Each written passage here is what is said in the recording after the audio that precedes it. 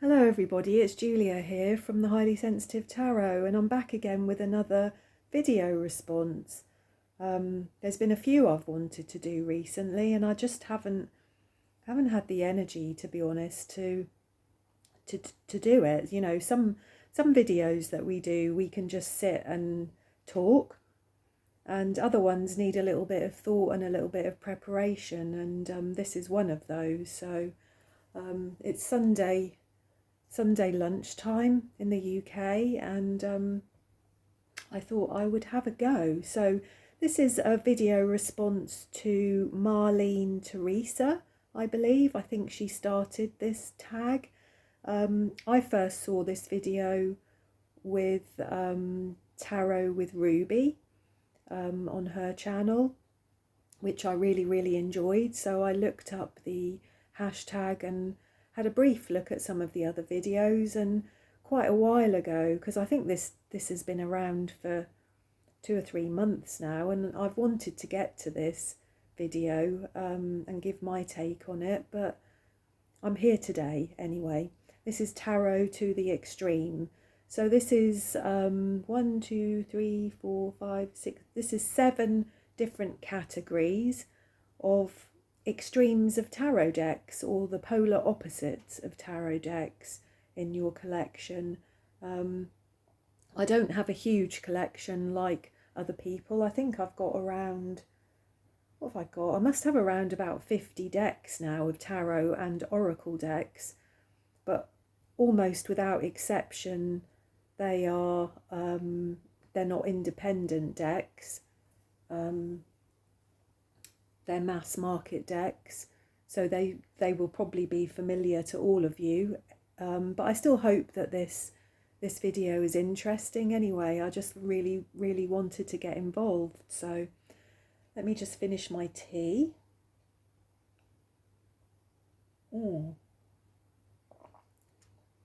It's lovely hibiscus tea. Excuse me. So the first category is minimum or minimal and maximalist. I think that's how you say it. Minimal or maximalist. So a deck that really doesn't have a lot of information on the cards, and one that is just overwhelmed with information, really. So the maximalist was really easy for me, to be honest. I'll start with that. It was the Mary L deck. It's the only deck in my collection, to be honest, that I still haven't really got my head around and got to grips with. I bought the deck this summer. It's the 2nd edition of the Mary L, and I just absolutely loved it. I've done a review on it. I've talked about it in other videos. I've used it in my own practice, but not so far in readings on YouTube, just because I just don't feel like I would do it justice just yet, really. I've been reading the book, but I really do think it needs a greater amount of study than I've already given it, to really fully understand all of the many layers of these beautiful cards, which, to be honest, not all of them, but many of them are so gorgeous that I would love to have them as pieces of art on my wall. As I said, not all of them. Some of them are a tad uncomfortable to look at. Some of them are a tad disturbing, I guess. But many of them are beautiful. I mean, look at that. The 3 of Cups. I mean, that's just staggeringly beautiful, isn't it? I could see that hanging in my hall. But obviously they're a very different take on Rider-Waite-Smith cards, which are what I learnt to read, and what I find comfortable and easy to read, that kind of philosophy. So yeah, this would be my maximalist deck. Look at that card as well. That's one of my favourites in this deck. I think that is absolutely beautiful, that Page of Cups. So yeah, that would be my maximalist deck, just because well, I just did the tag Desert Island Discs, and this was one of the decks that I would take with me, just because I think it would take me a year of sitting on a desert island, reading the book and using these cards to really fully understand them on all of the different levels, really. So that's my Maximalist deck. The Minimal deck was really hard for me, to be honest, because what I realised about all of my tarot cards is that almost without exception, all of them I've bought because I love the artwork on them, and they're colourful. You know, I don't really enjoy tarot cards that are black and white or that don't have a lot of information on them. I like colourful cards that speak to my intuition. So as I was looking through, I think the Sasarabito deck, to be honest, is the most minimal deck that I own in my collection at this time. And it's not hugely minimal, but actually in some ways it also is. There is not a great deal of information on many of these cards. There's not a great deal of use of colour on many of these cards like there is in some others. Most of these cards just have a focus or a focal point on one particular thing. And as I said, there isn't a huge amount of information in these cards. I was tempted to have this deck as in one of the other categories as a confronting deck, because I don't know, when I first bought this deck I loved it, but the more time I've spent working with it and looking at it, the more I find it vaguely unsettling. I find some of the images in these cards quite disturbing and quite difficult, and they bring up quite difficult emotions in me, I think, really. So it was difficult to know where to put this deck, but I think given the fact that most of my other decks have a lot going on in the pictures, or they're certainly very colourful and full of detail, I think this really had to be my most minimal deck. It would also probably be / my most confronting deck, but it's not one of my favourites, to be honest, anymore. I think it's a deck that I didn't expect to use for shadow work, but it works for shadow work for me, very much so. So the next category in this video is decks for day and decks for night, things that you like to look at during the day and things that you like to look at during the evening. This was quite easy, really. So my daytime deck, which is one of my favourites, is the Cosmic Visions deck. I just find this deck really quite stimulating.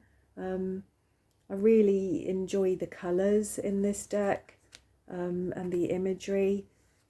It's very Rider-Waite-Smith based, but also different in its own way. And I think what I love the most about this deck is the faces, is the facial expressions of the people in this deck. They're just brilliant, really. They speak volumes. Yeah, I don't know, I find this brings a lot of clarity to me. It really is, it gives me clear answers to questions that I ask it. Yeah, trying to think what I want to say about it, really. I think mainly I like this deck because of the facial expressions. I think that is the main reason, and it's just something that I very much enjoy working with during the daytime. It's not a deck that I would automatically pick up to look at in the evening. But anyway, it's a beautiful deck, isn't it? I think some of the court cards, which I was hoping I was going to get to there to show you, but they're not, I'm not finding them easily. But anyway, they're some of my favourites, I think, just because of the facial expressions.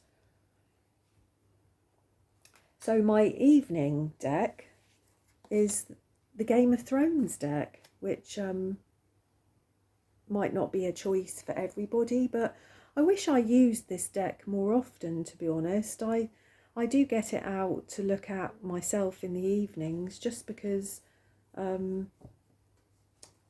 don't know really. Why do I get it out in the evenings? I think much of the imagery is quite dark in these cards. It just feels like it's an evening deck to me. I guess in the evenings also I kind of, it's often that I feel like I've switched off from things, and as I associate Game of Thrones with fiction and with TV, perhaps that's why I associate it with a nighttime deck, something that is relaxing for me, or something that feels familiar for me to be looking at in the evening, perhaps. I'm not sure. These cards are completely upside down, aren't they? As you can see, a lot of them have quite dark backgrounds. And like I said, I think they just fit with the whole sort of I'm switched off and relaxed in the evening sort of vibe.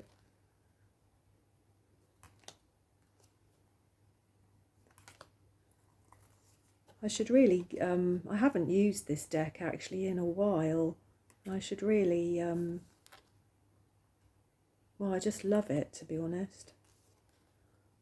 I was obsessed with Game of Thrones as a TV programme, and I think it's always really nice if you know the characters in a deck of cards, because it just gives you yet another sort of dimension to the cards, doesn't it? But anyway, there we go. That's my nighttime deck. I also find it, I suppose, quite funny because I remember aspects from the show, even though the show was not funny in a lot of places. There were still some light-hearted moments, and so I think this deck is a relaxing deck for me, I guess. So the next category is the best shuffle and the worst shuffle, and this was easy. This was easy. So my best shuffle is this beautiful little deck of cards here, which is Mystical Cats. And to be honest, I am a rubbish shuffler. I have some mobility issues in my hands, and I think perhaps with my autism I have some issues about my hand-eye coordination. I don't know, but I'm really not a good shuffler. I've never really liked all the fancy shuffling, all the tricks, all the riffle shuffling. This is as good as it gets with me, really. So it's not like I'm a person who gets very excited by cards that can shuffle well. But I think I just love this deck because it just fits. It fits in my hand nicely. I like the thickness of the cardstock. I like how sort of slidey they are. I love the cards themselves. They're very, they're just very comforting to me. I love cats. I've got 3 or 4 cat decks, and this is my favourite deck. They're just beautiful, really. They're just absolutely beautiful cards. And yeah, I'm a rubbish shuffler, so it's not like I'm going to sit here and do anything fancy to show you. But they're just a lovely size. They're a perfect size for my hands. Yeah, they're just nice cards. I love them. So there's that. The worst shuffle I've got. This is a deck my friend has just bought me just recently for my birthday. And it is the Tarot of the Enchanted Soul. And as you can see, they are huge. And they are beautiful cards. Don't get me wrong. They are beautiful cards, but let's have a look at them with my mystical cats. You can see how big they are. They are enormous, huge cards. And even I think if you were a good shuffler and you enjoyed shuffling, I think you would have trouble with these. I can only just stretch my hands across them to be able to grab hold of them, to shuffle them. I probably may be better to shuffle them this way. I don't know, but I don't know. They're just huge, and they're quite thick as cards as well. And as I said, I shall use them in my tarot readings because they're beautiful and they have lovely keywords on the bottom of them. Some of the imagery in them is really nice. The keywords are really helpful, especially if you're doing a big spread or a big reading. But why do they have to be so big? You know, I love the gilding on them, the gold, they're beautiful. But why do they have to be so big? That's too big even for an oracle card for me, to be honest.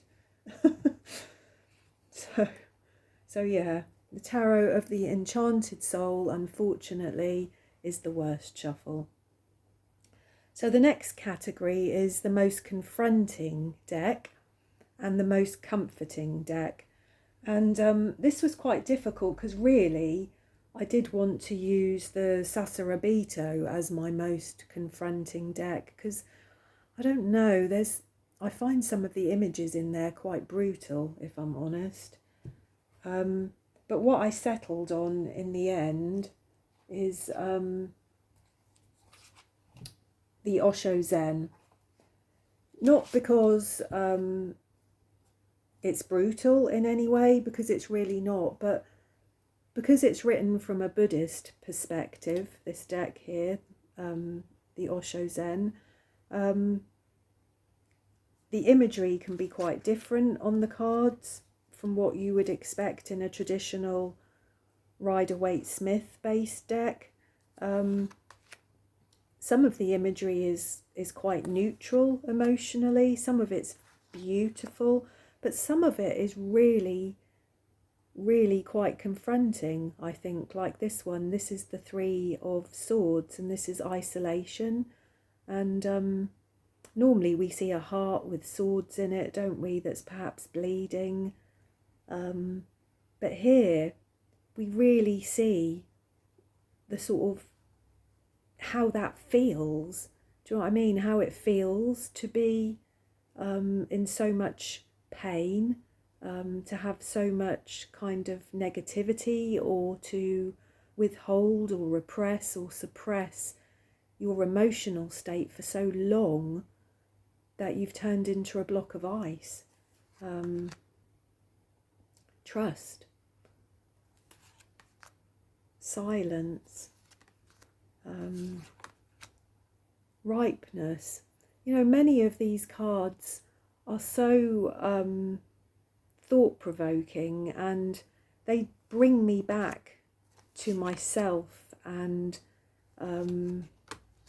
some of the things that I feel, my emotional state, really quickly. Like this one, guilt. This is the Eight of Swords, and if you look at that picture there, I mean, you know, that is what it feels like, isn't it? It's like something is tearing at you when you feel guilty about something.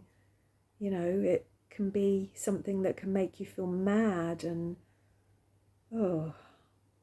I don't know, I find these cards really, really very emotional cards. Aloneness. You know, and obviously in this picture here, we see this man is alone, but the lesson of this card really is that there's a big difference between being alone and being lonely. And they are quite confronting. They're quite confronting things to reflect upon in your own day-to-day life. Morality, look at that, look. Somebody really very pious there, isn't it? You know, we look at all, you know, you can see all the boxes and the squares there. It's very restrictive and oppressive, isn't it? I don't know, I find these cards very, very intuitive. Projections, the Seven of Cups. You know, what's actually your energy? What's other people's energy? What's coming from you? What's not? What are you projecting out into the world? And what are you actually feeling and taking in from other people? Suppression. I think that's probably the Ten of Wands, isn't it? Again, look, really very difficult emotions to confront within these cards. I absolutely love them. I've done some fantastic shadow work over the years with this deck. It's had me in tears, it's had me smiling. Yeah, it's not a neutral deck, that's for sure. My most comforting deck has definitely got to be my old trusty Rider-Waite-Smith deck. This deck is about 30 years old. I've had this deck a long, long time. You're all familiar with it, I'm sure. It was the deck that I learnt to read with, and these days I only use it to read for myself. And it fits in my hand perfectly. It's sort of even a bit wonky to my hand, considering I've never riffle shuffled it or anything. It's a bit grubby.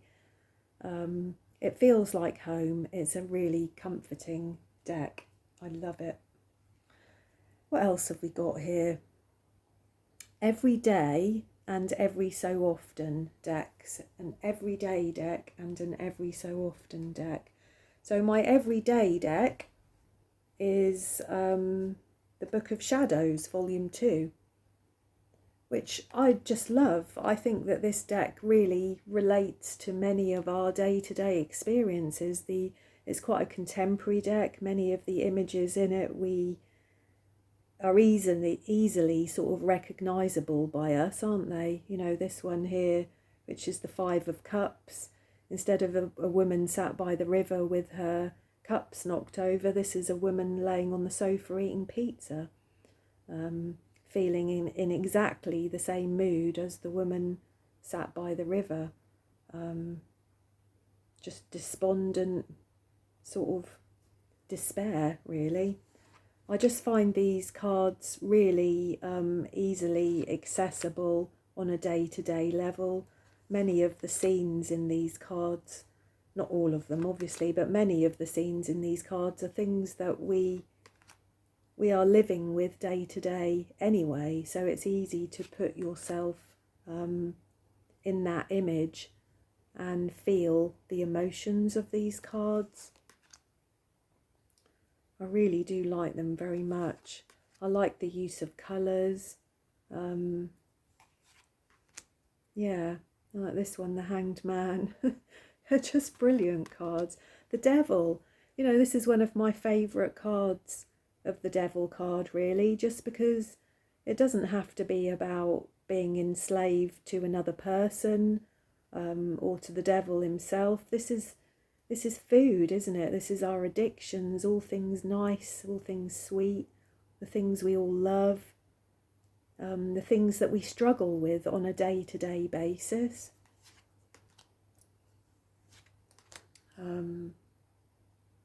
Death, you know, that card there, You know, the death card is a card of rebirth and new starts, as well as endings. And this is a very contemporary ending, isn't it? This is a relationship breakdown, perhaps the selling of a family home, or just the selling of a family home to move somewhere new, of an ending and a beginning. These are things we can all relate to. So yeah, that is a deck that I pull out quite often as an everyday deck. A deck that would be a now and again deck for me, an every so often deck.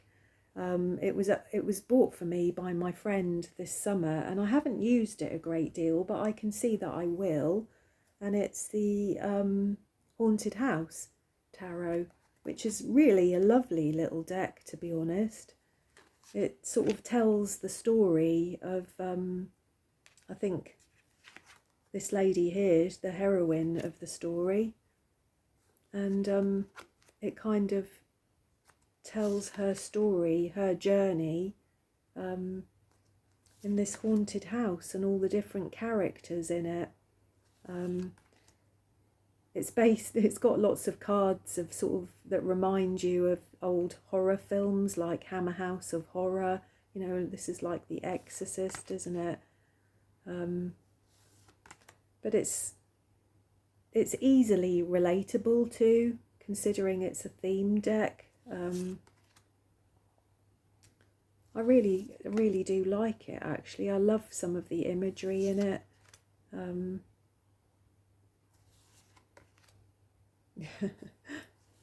It makes me smile, to be honest, and I can see that this won't just come out at Halloween and other such spooky times. I think I could see myself using this in the evening sometimes, or just to use something a little bit different, I think, because it's quite easily readable and relatable. So yeah, it would be the Haunted House Tarot for my every so often deck.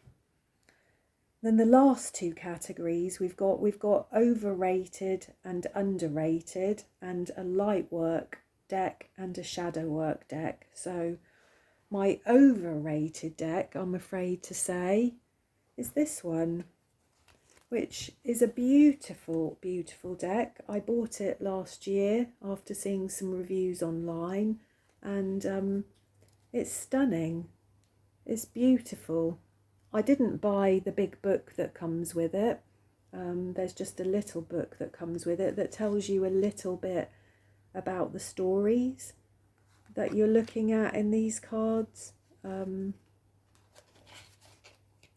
I think had I have bought the big book that came with it and actually read it and spent some time with it, I would perhaps be able to work with these cards better.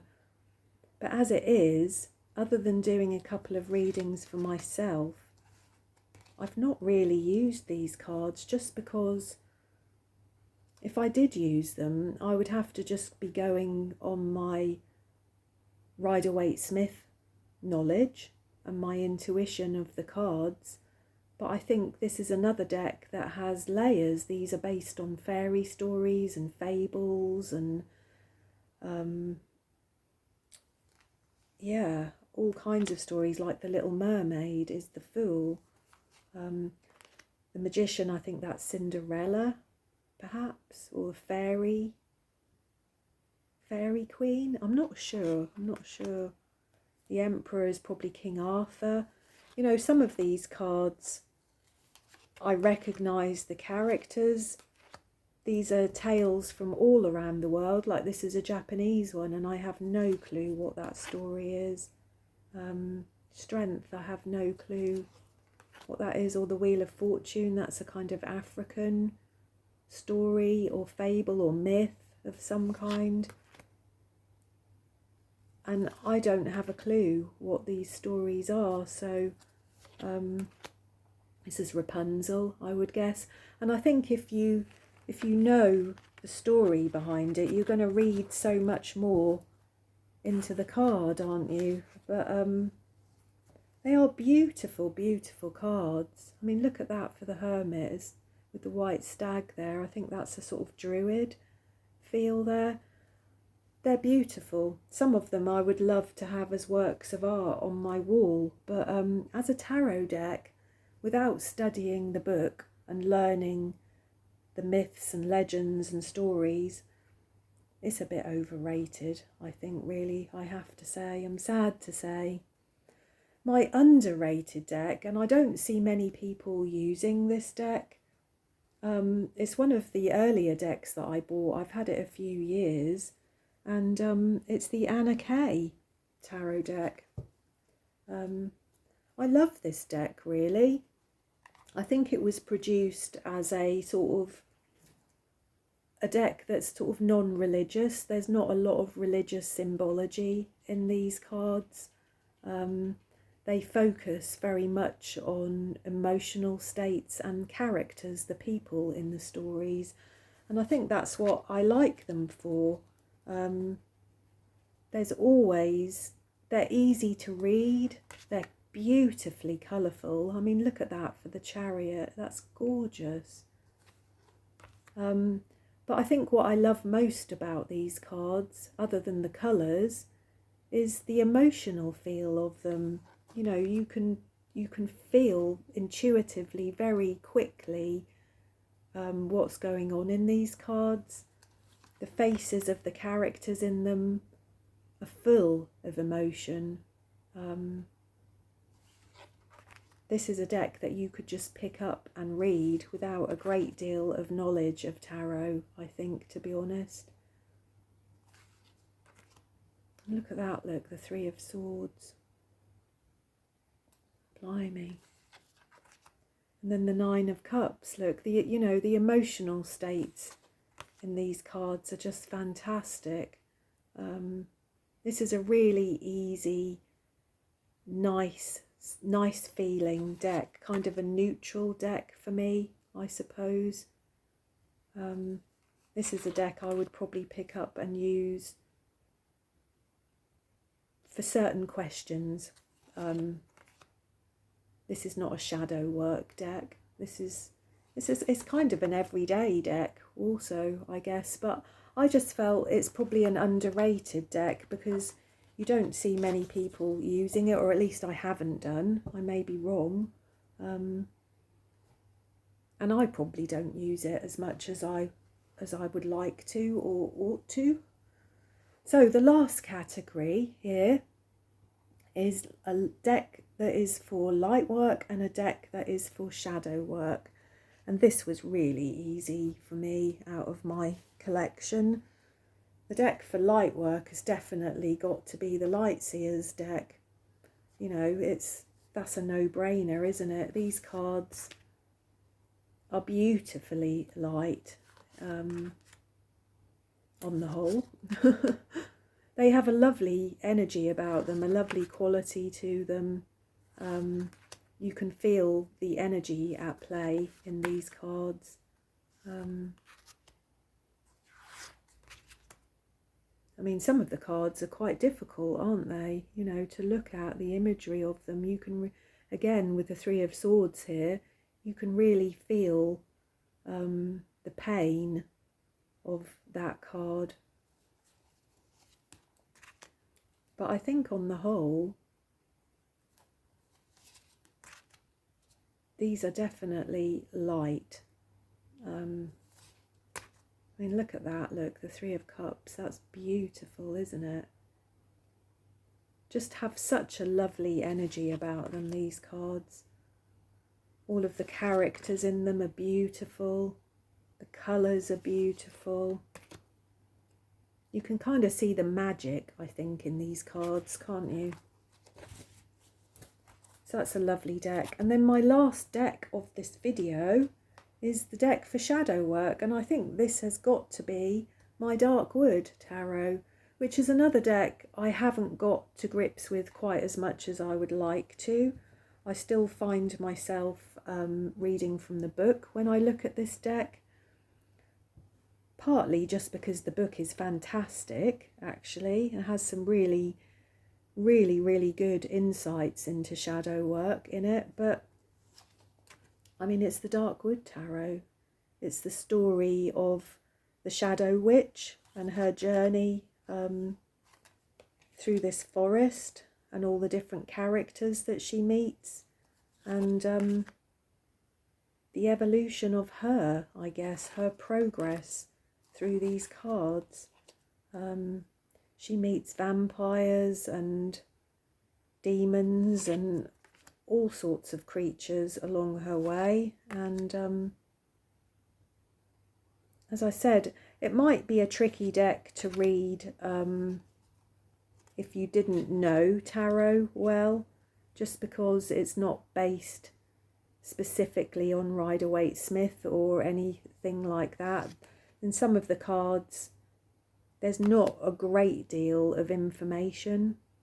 So we'll look at this one, the Six of Cups. Yeah. See, the Six of Cups is a card that often makes you think of sort of childhood and sentimentality and memories and looking back, and I'm not sure whether what I'm getting from that card there, and I think I would have to look at the book really for many of these cards. I mean, some of them are very self-explanatory. The moon there, the Five of Pentacles, there's two, the Queen of Cups. They're beautiful cards. They tell a story. They're kind of like a dark fairy tale, and I think shadow work, to be honest anyway, is something that takes time. It's not something that you can just sit and go ding ding ding ding ding out with your cards and read them, and you know, very often they need time and reflection, don't they? And I think that's where the guidebooks come in useful, is when you're doing shadow work. So there we go. I hope that you enjoyed that, and I hope I didn't waffle on too much. I realise that's 14 decks to get through, wasn't it? So yeah, I hope you enjoyed that. I really did. It was nice to be able to add my little bit to this tag, and thanks so much for watching. Do leave me a comment if any of this resonated for you. That would be great. And I just want to say a quick thank you to my new subscribers recently. It's been wonderful to see my channel grow a little bit more recently. I hope to get the community tab up soon so I can communicate with people in a different way. That would be wonderful. But anyway, I really enjoyed this. Thanks so much to Marlene, Teresa and Tarot with Ruby, whose video I watched also, and I hope to be back again soon, and I shall see you again. Thanks, bye.